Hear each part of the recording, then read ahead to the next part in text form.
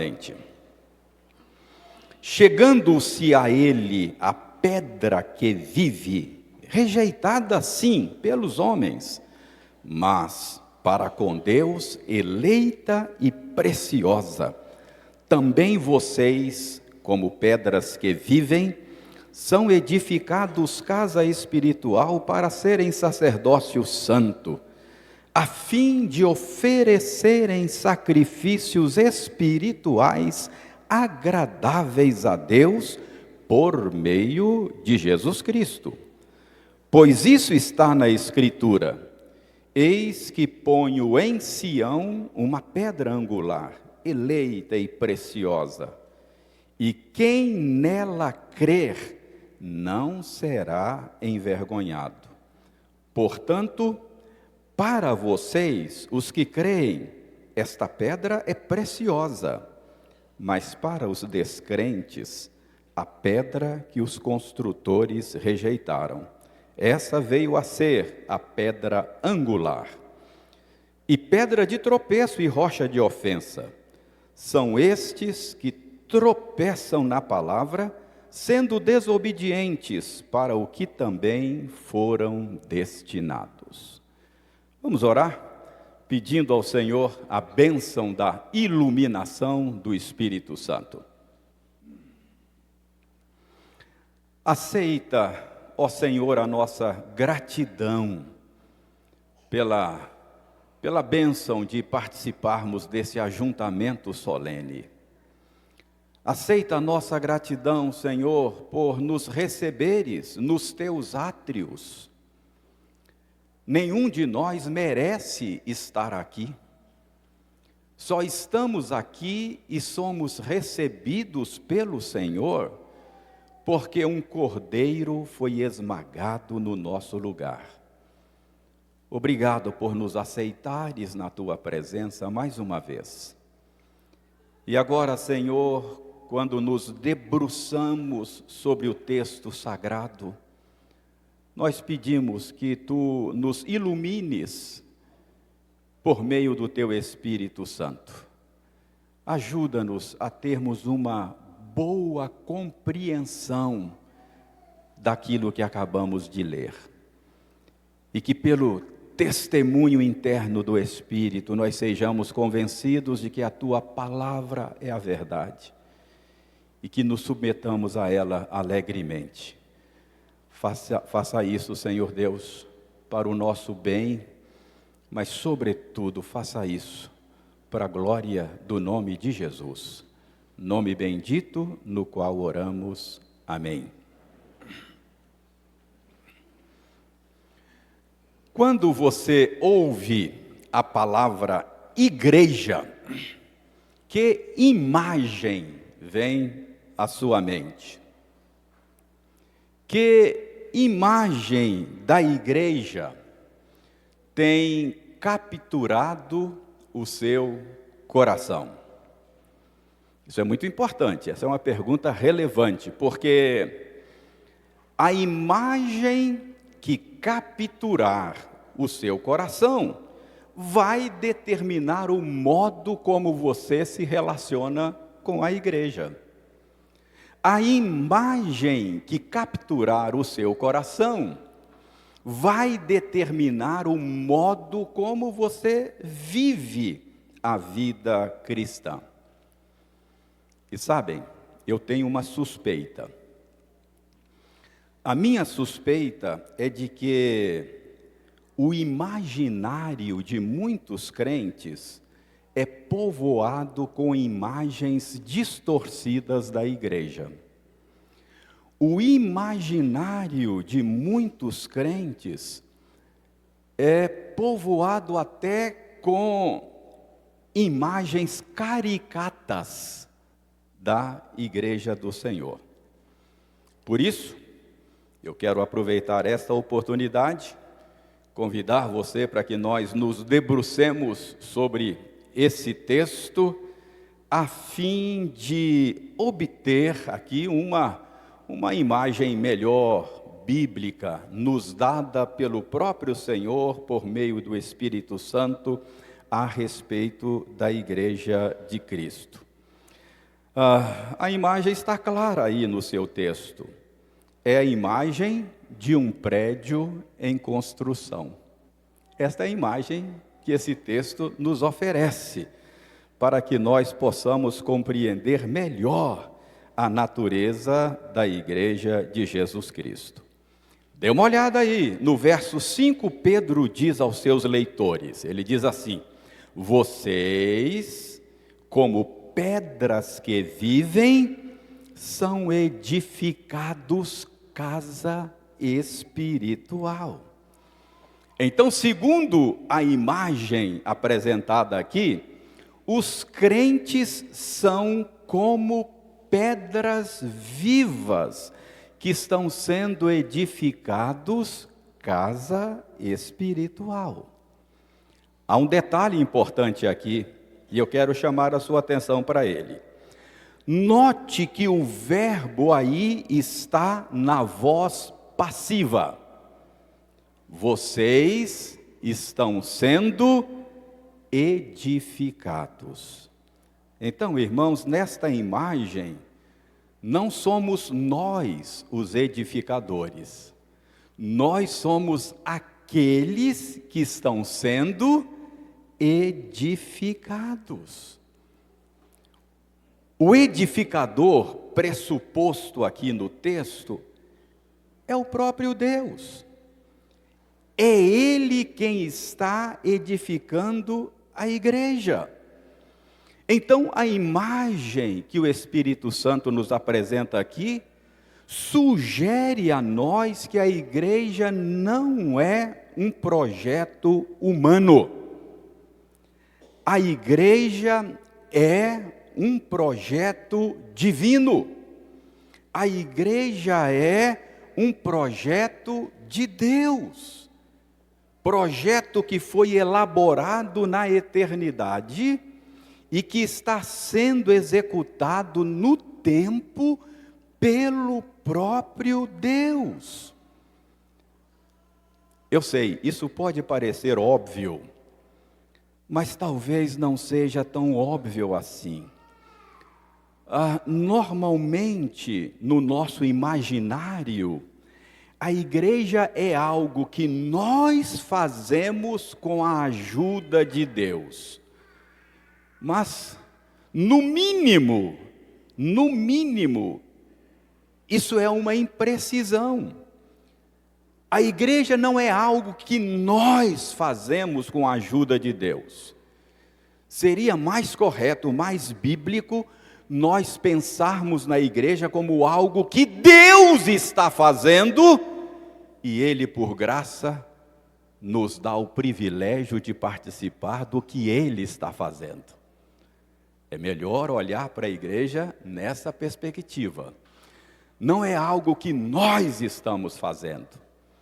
É algo que o Senhor está fazendo e Ele nos dá o privilégio de participarmos daquilo que Ele está fazendo.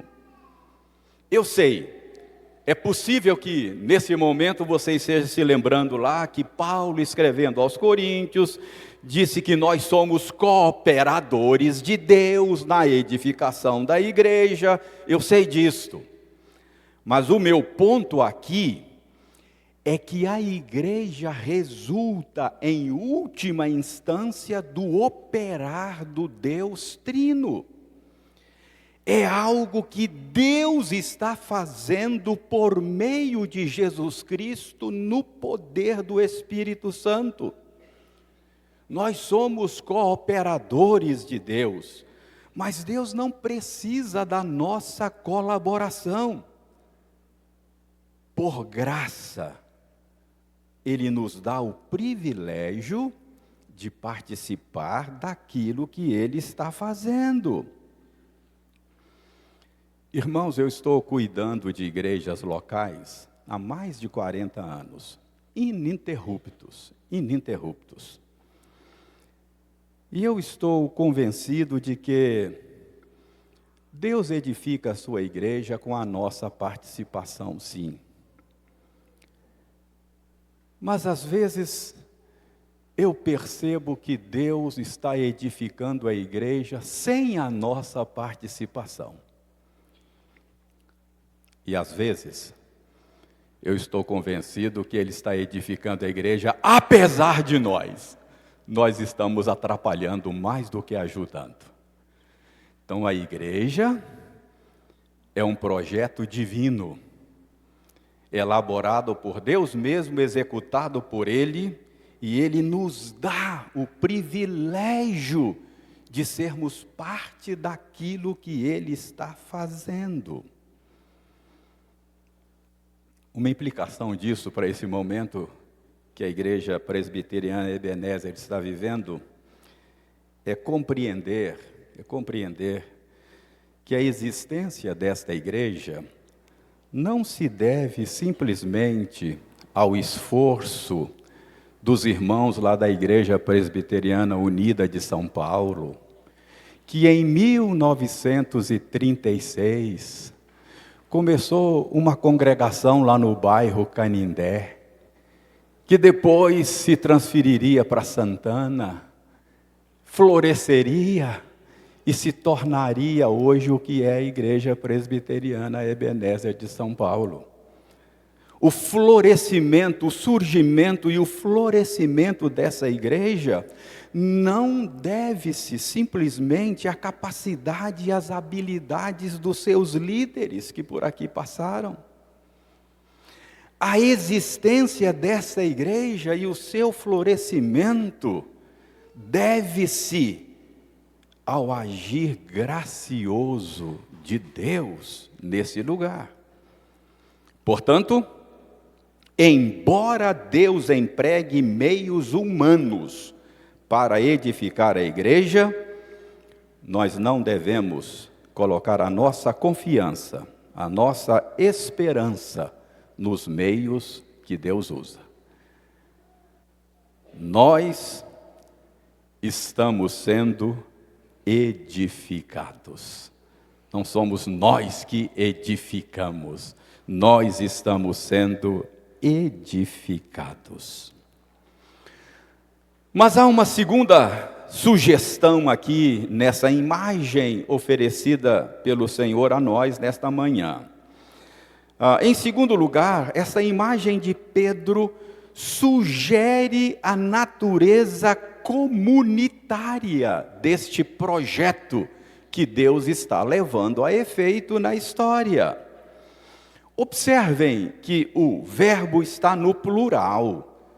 O Espírito Santo diz aqui: vocês estão sendo edificados, plural.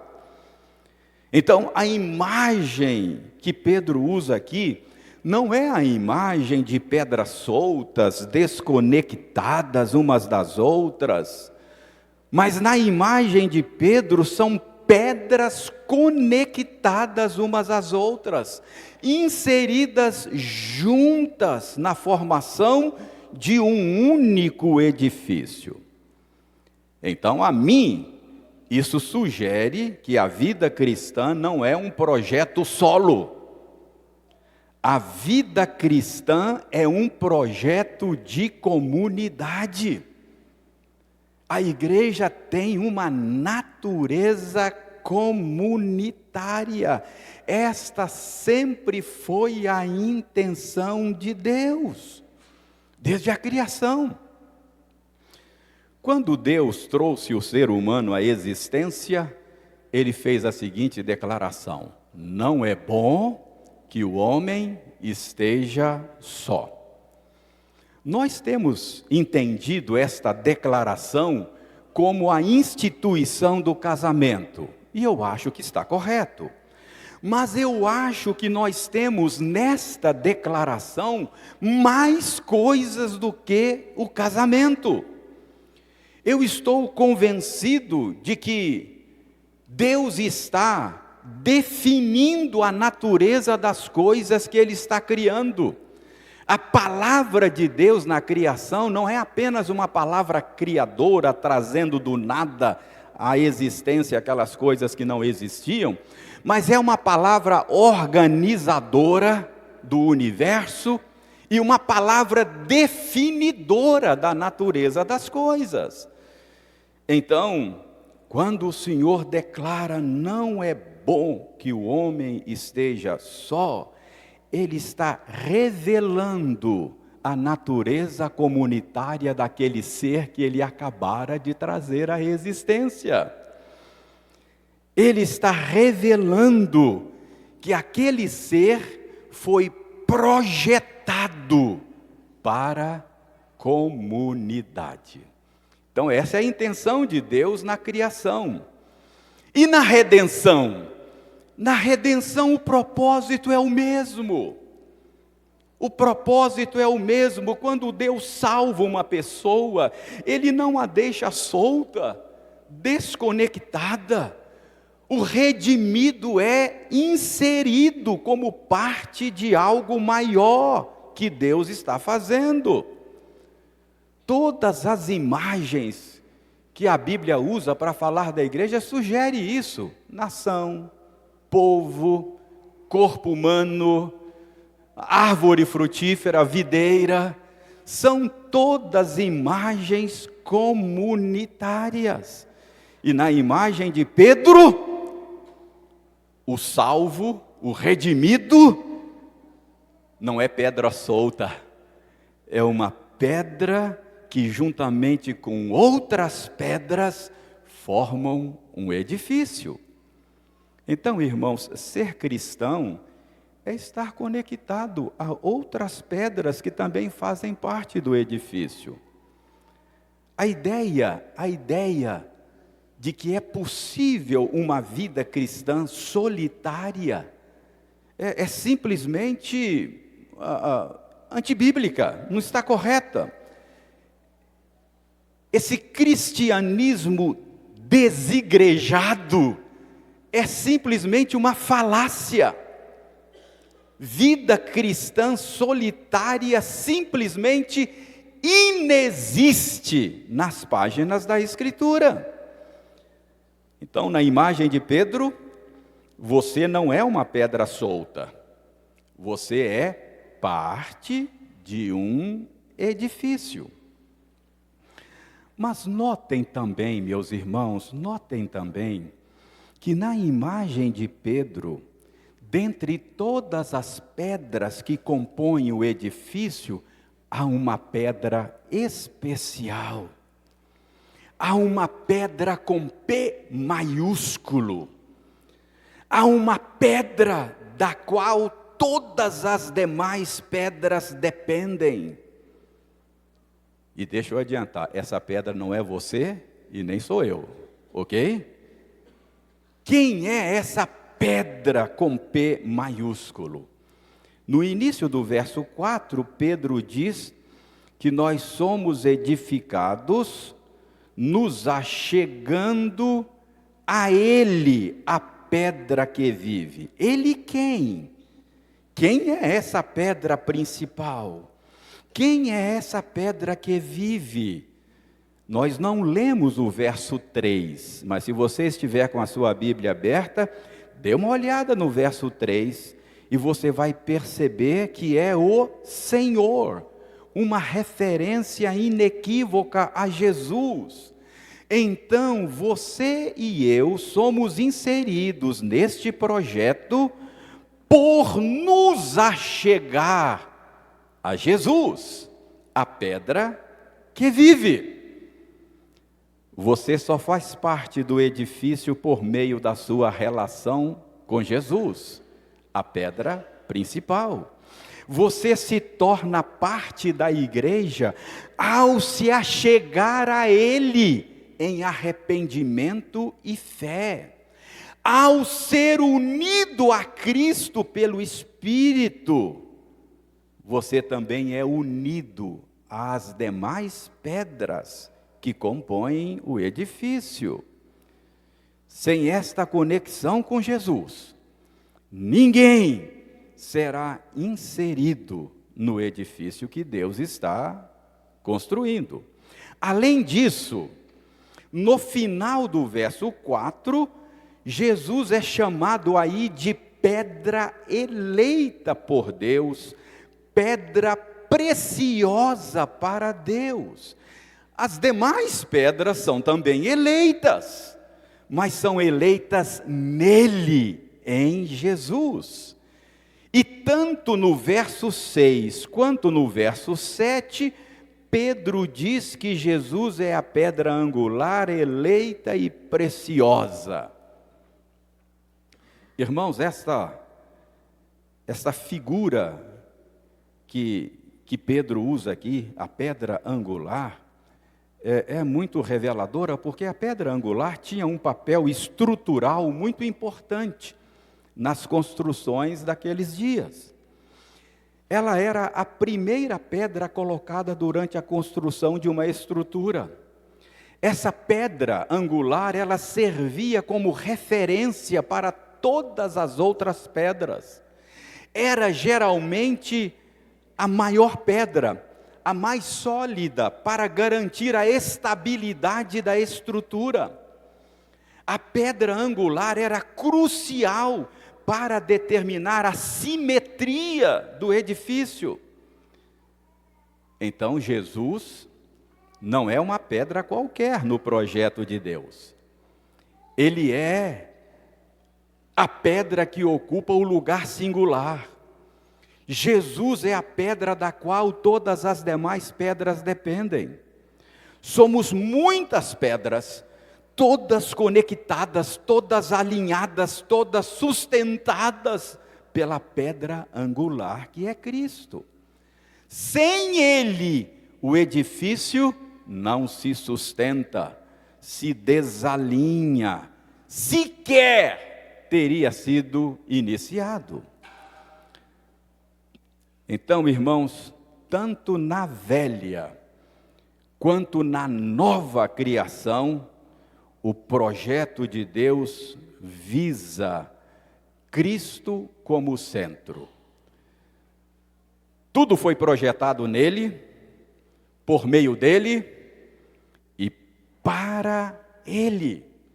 O plano de Deus, tanto na velha criação quanto na nova criação, é fazer convergir em Cristo todas as coisas.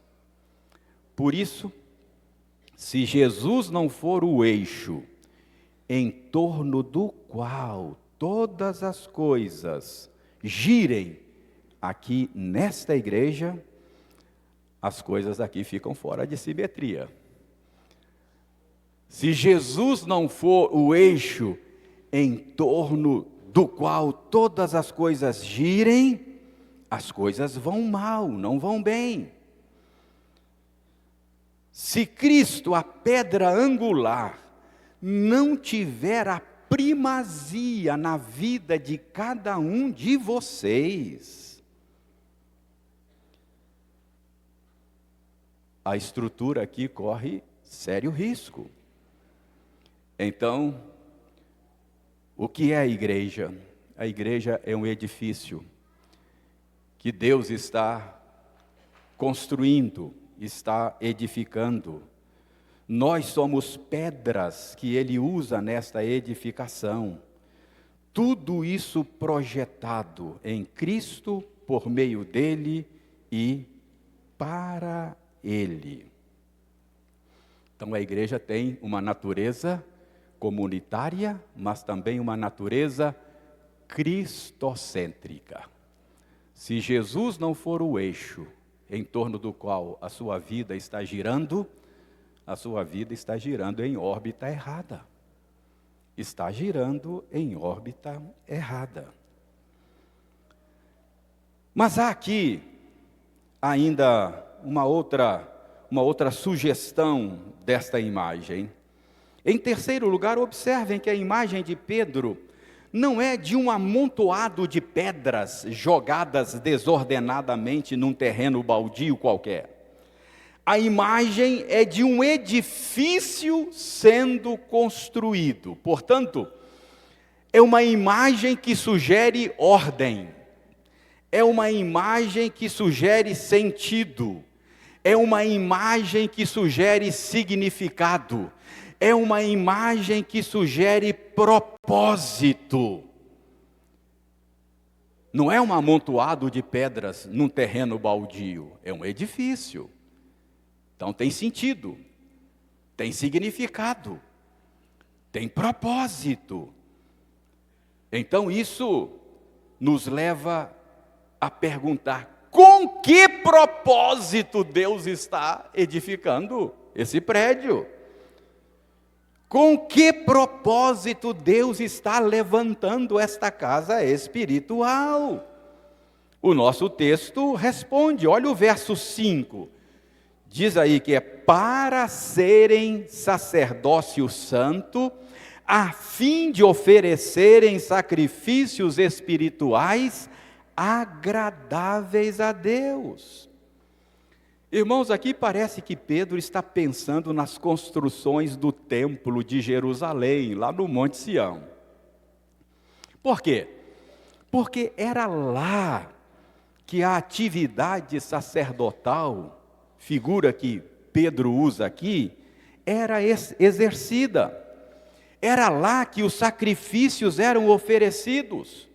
O templo de Jerusalém e aquele sistema sacrificial que estava em funcionamento lá nos dias do Antigo Testamento, diz o escritor de Hebreus, que eram sombras de algo que Deus haveria de fazer no futuro. O que a imagem de Pedro está dizendo aqui é que o futuro chegou. O futuro chegou.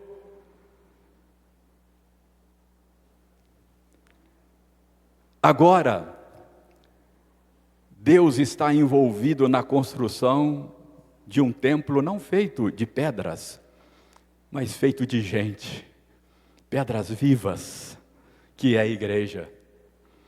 E nesse templo, todos são sacerdotes.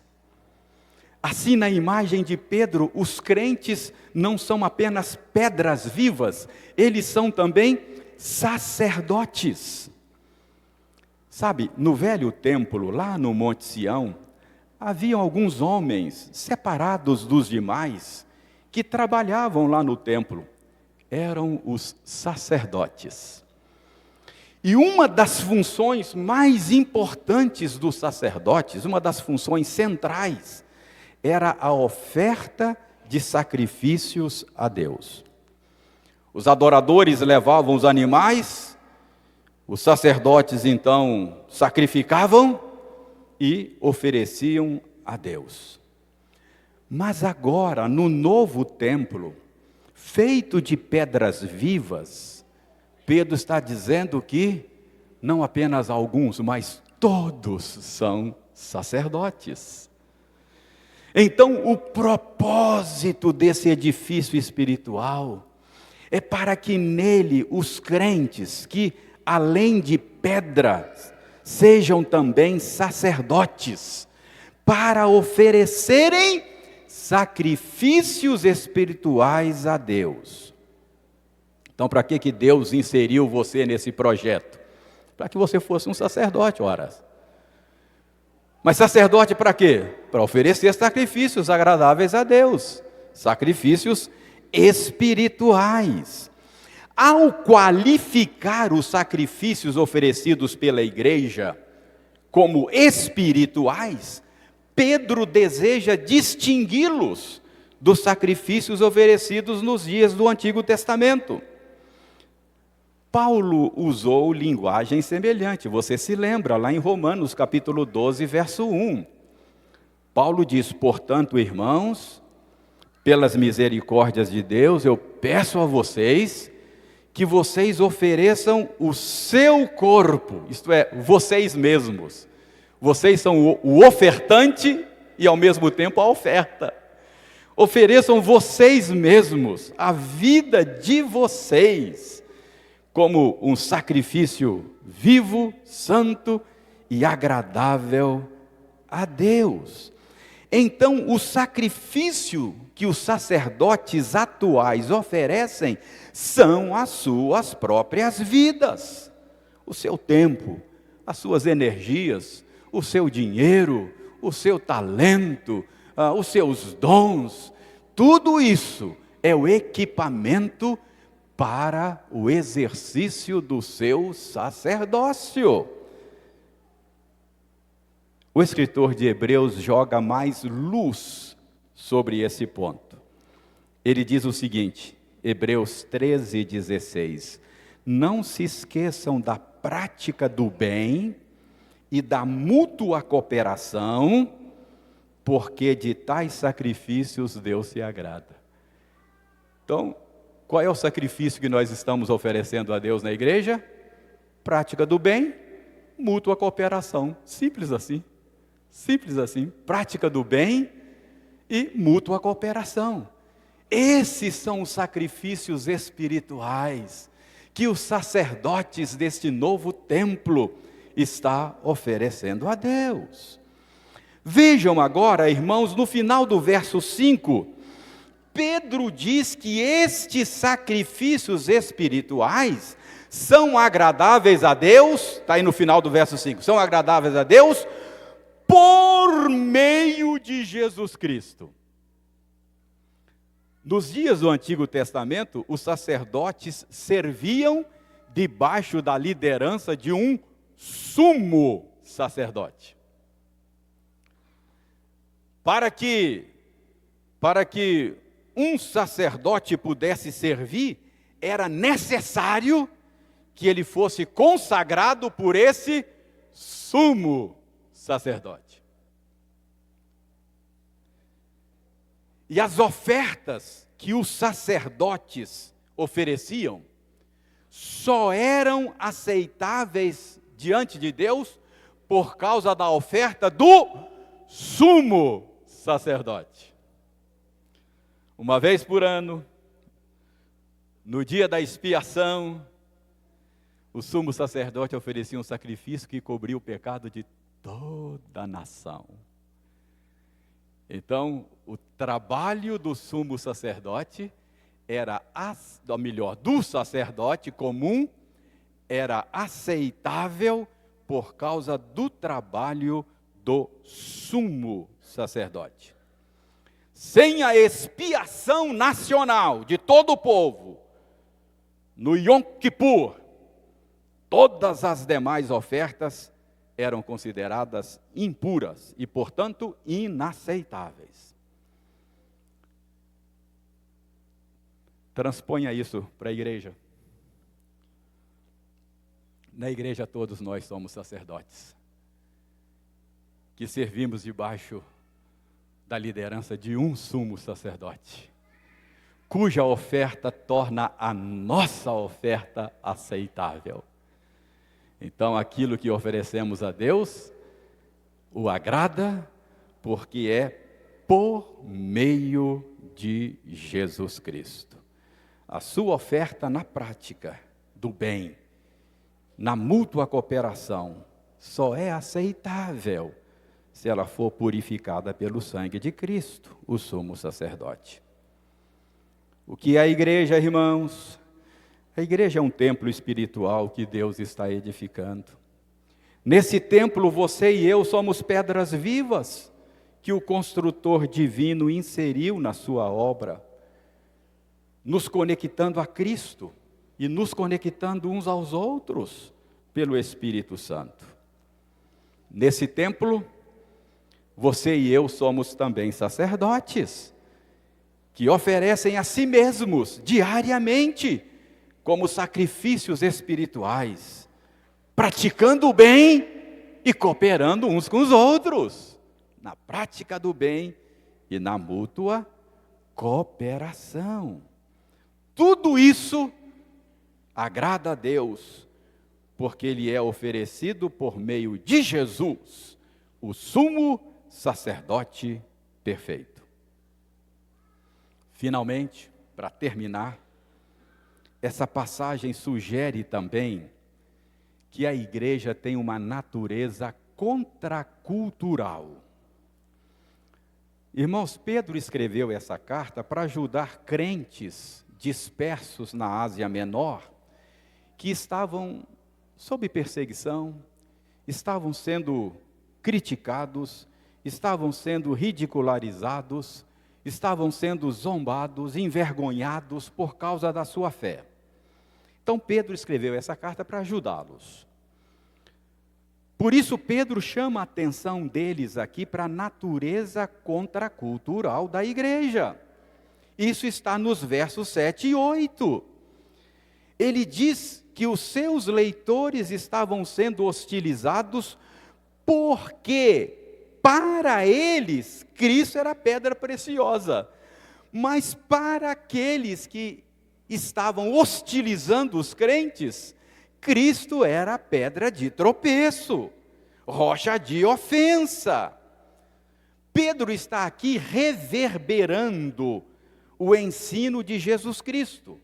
Jesus Cristo disse: vocês não são do mundo, estão no mundo, mas não são do mundo, como eu também não sou. Então, é natural a hostilidade do mundo, porque para eles, Cristo é pedra de tropeço. Então Pedro está lembrando aos seus leitores, os primeiros leitores desta carta, que a hostilidade que eles estavam sofrendo era o ônus natural de estar unido a Cristo.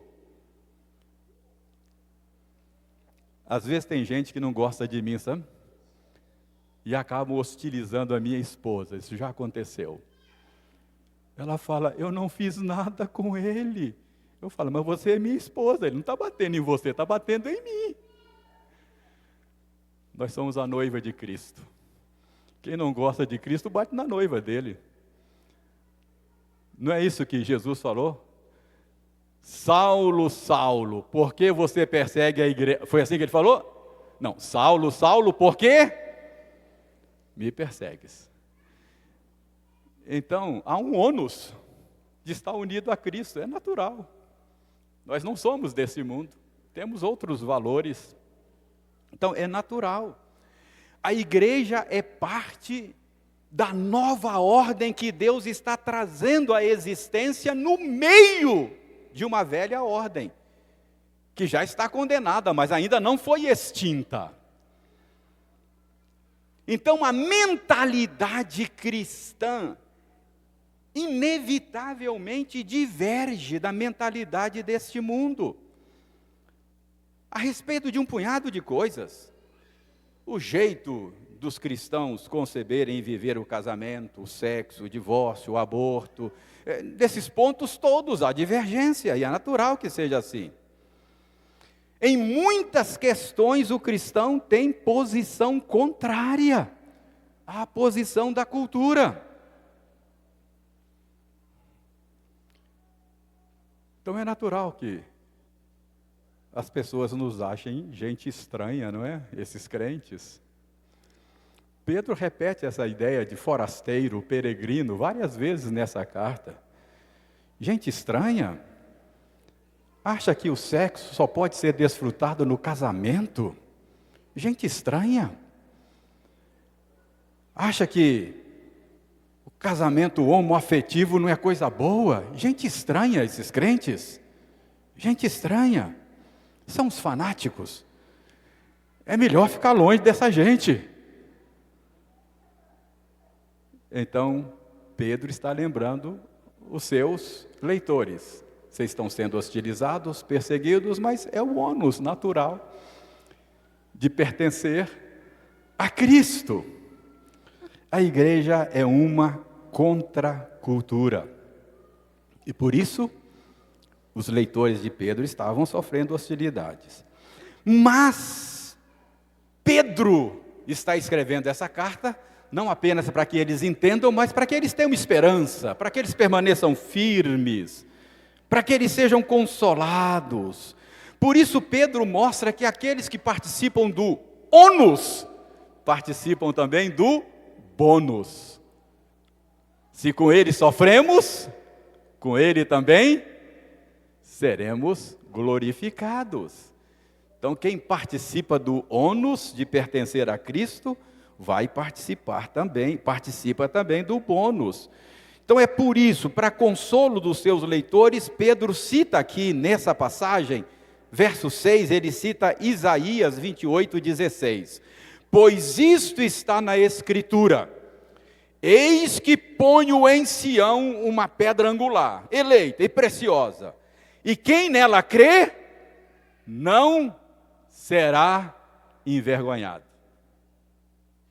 É como se Pedro estivesse dizendo: hoje vocês estão sendo hostilizados. Hoje vocês estão sendo envergonhados por causa da identificação de vocês com Jesus. Mas fiquem tranquilos, vocês estão do lado certo. Para eles, Jesus é pedra de escândalo. Para vocês, ele é pedra preciosa, pedra angular. Vocês estão do lado certo, estão na companhia de Deus. Porque para Deus, Jesus também é a pedra preciosa, é a pedra angular. Se Jesus é precioso para vocês, vocês estão em boa companhia, ele é precioso para Deus também. E no verso 4, Pedro diz que Jesus é pedra rejeitada, sim, pelos homens, mas para com Deus, eleita e preciosa. Então, o que Pedro quer que os seus leitores entendam é que quem crê em Jesus não será envergonhado.